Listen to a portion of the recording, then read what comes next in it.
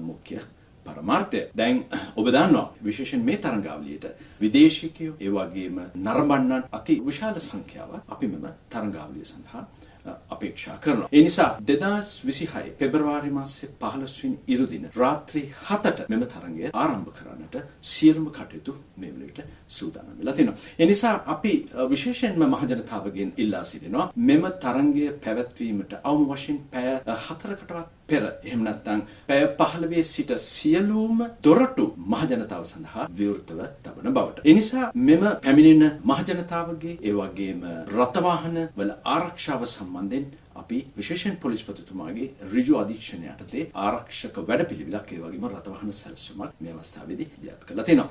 විශේෂයෙන් ඔබට මතක් කළ යුතුයි අපි විශේෂ ප්‍රවාහන සේවාවක් ආරම්භ කරලා තියෙනවා. එහ බොහෝ විට MOD එහෙම නැත්නම් අපි කියනවා MOD රථගාල සහ පෝට් සිටි එහෙම නැත්නම් වරාය රථගාල හරහා මෙම විශේෂ රථවාහන සේවාව අපි සූදානම් කරලා තියෙනවා. ඒ පිළිබඳව විස්තර ඉදිරියේදී ඔබ වෙත අපි දැනුම් දීමට ක්‍රියා කරනවා. ඒ නිසා විශේෂයෙන් රථගාල ගැන අපි සාකච්ඡා කරනකොට සියලුම දොරටු විවෘත වෙන්නේ 15 පැයට. ඒ වගේම විශේෂයෙන් ශ්‍රී ලංකා ක්‍රිකට් පාලක මණ්ඩලයෙන් නිකුත් කරලා තියෙන අවසර පත්‍රයක් මත කෙත්තාරාම්